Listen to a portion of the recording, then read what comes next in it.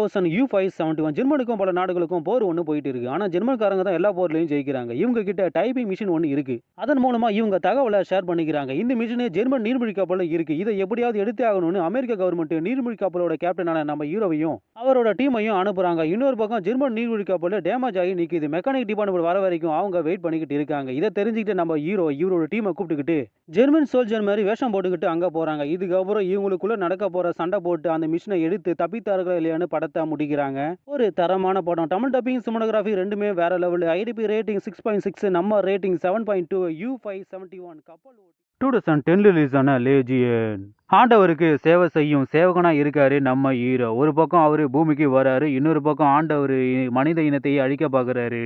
ஒரு பொண்ணுக்கு பிறக்க போகும் குழந்தை தான் இந்த மனித இனத்தையே காப்பாத்த போகிறது. அந்த குழந்தையை ஆண்டவர் அழிக்க பாக்குறாரு, அவரோட படையை அனுப்புறாரு. இதுக்கப்புறம் நம்ம ஹீரோ ஆண்டவரையும் ஆண்டவரோட படையும் எதிர்த்து சண்டை போட்டு அந்த குழந்தையையும் மனித இனத்தையும் காப்பாத்தினாரா இல்லையான்னு படத்தை முடிகிறாங்க. ஒரு தரமான படம்.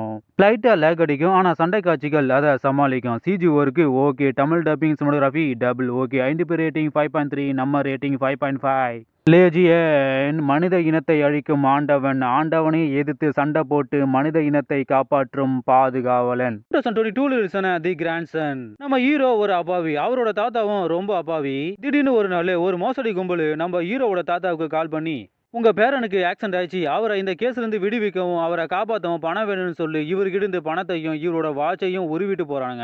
ஒரு கட்டத்துல இது மோசடின்னு நம்ம ஹீரோவுக்கும் தாத்தாக்கும் தெரிய வருது. இது போலீஸ்ல கம்ப்ளைண்டும் பண்றாங்க. ஆனா வேலைக்கே ஆகல. தன்னை ஏமாத்திட்டாங்களேன்னு தாத்தா மனசு உடைஞ்சு போயிட்டாரு. என் தாத்தாவை ஏமாத்தின அந்த மோசடி கும்பலை நானே கண்டுபிடிக்கிறேன்னு நம்ம ஹீரோ களத்துல இறங்குறாரு.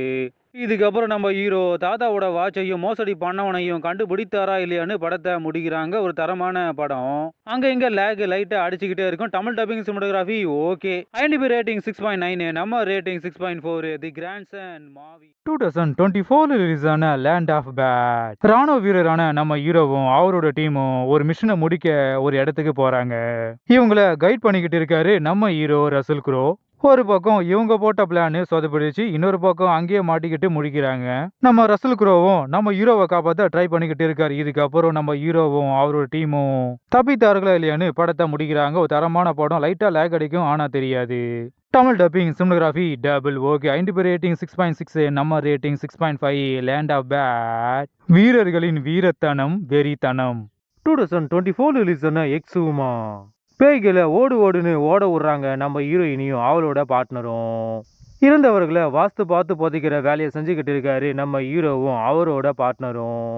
ஒரு பக்கம் இவங்க ரெண்டு பேரோட டீமும் ஒன்று சேர்ந்து மண்ணுக்குள்ள நிம்மதியா தூங்கிட்டு இருந்த ஒருத்தனை எழுப்பி விட்டுட்டாங்க.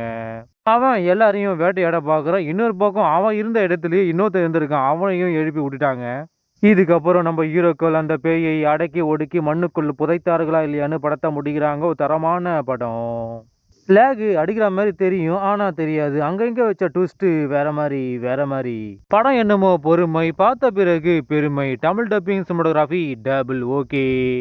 ஐடிபி ரேட்டிங் 6.9, நம்ம ரேட்டிங் 6.5. எக்ஸூமா.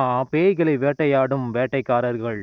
2013 ரிலீஸ் ஆன ஒயிட் ஹவுஸ் டவுன். செக்யூரிட்டி கார்டா வேலை செஞ்சுக்கிட்டு இருக்காரு நம்ம ஹீரோ. அமெரிக்கா பிரசிடென்ட்டை பாதுகாக்கிற சீக்ரெட் சர்வீஸ்ல ஜாயின் பண்ண இன்டர்வியூக்கு போறாரு.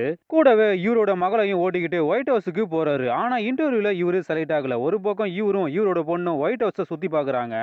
இன்னொரு பக்கம் தீவிரவாதிகள் ஒயிட் ஹவுஸுக்குள்ள ஊடுருவி ஒயிட் ஹவுஸை வெடிக்க வைக்கிறாங்க. பணைய கைதிகளை பிடிச்சி வச்சுக்கிட்டு ஒயிட் ஹவுஸையே இவங்க கண்ட்ரோலுக்கு கொண்டு வராங்க. இவங்களை கண்ட்ரோல் பண்றது சீக்ரெட் சர்வீஸோட தலைவர். அவன் இறந்து போன பையனுக்காக பழிக்கு பழி வாங்க போருக்கு வழி வகுக்க பாக்குறான். இதுக்கப்புறம் நம்ம ஹீரோ பிரசிடென்ட்டையும் பொண்ணையும் காப்பாற்ற பல தில்லுமுழு வேலைகளை பண்ணி போரில் இருந்து நாட்டை காப்பாத்தினாரா இல்லையான்னு படத்தை முடிக்கிறாங்க. ஒரு தரமான ஆக்ஷன் சீக்வன்ஸ் படம். Tamil dubbing cinematography double okay. ITP rating 6.3, நம்ம ரேட்டிங் 6.5. ஒயிட் ஹவுஸ் டவுன் காவல். 2024 ரிலீஸ் ஆன ரெபல் ரேஜ். சிறையில மாட்டிக்கிட்டு இருக்கிற தன்னோட கசினை காப்பாற்ற வராரு நம்ம ஹீரோ. ஒரு பக்கம் ரெண்டு போலீஸ்காரனுங்க இவரை மடக்கி பணத்தையும் புடுங்கிட்டு அனுப்பிட்டானுங்க. இன்னொரு பக்கம் தன்னோட கசினை காப்பாற்ற பணம் வேணும். அதுக்காக பணத்தை புடுங்கின போலீஸ்காரங்கிட்டயே கேட்டு பாக்குறாரு, கெஞ்சி பாக்குறாரு, ஆனா வேலைக்கே ஆகல. வேற வழி இல்லாம போலீஸையே லாக் பண்ணி போலீஸ் ஸ்டேஷன்ல இருக்கிற பணத்தை கொள்ளடிச்சு வந்துடுறாரு. இதனால இவர் மேல கேஸும் விழுது. பணத்தை கட்டி தன்னோட கசினை காப்பாற்ற ட்ரை பண்றாரு, ஆனா அவன் இறந்து போயிட்டான். போலீஸ்கார வில்லனும் உன் மேல நான் எந்த கேஸும் போடல, மறுபடியும் இந்த ஊர் பக்கம் வராது, அப்படியே போயிடுன்னு இவரை மிரட்டி அனுப்புறான். இவரும் வேற வழி இல்லாம போறாரு. ஆனா இவருக்கு ஹெல்ப் பண்ண ஒரு வக்கீல் பொம்பளைக்கும் போலீஸ்காரனுங்க தொல்லை கொடுத்துக்கிட்டு இருக்கானுங்க. இதுக்கப்புறம் நம்ம ஹீரோ களத்துல இறங்கி போலீஸ்காரர்கள் பண்ற அட்டுழத்தை கண்டுபிடித்தாரா இல்லையான்னு படத்தை முடிக்கிறாங்க. ஒரு தரமான படம். லைட்டா லேக் அடிக்கும், ஆனா தெரியாது. Tamil dubbing cinematography double okay. IMDb rating 7, நம்ம ரேட்டிங் 6.5, ரெபிள் ரேஜ். சட்டத்தை மீறும் காவலாளிகளுக்கு சட்டப்படி தண்டனை வாங்கி தரும் நீதிமான்.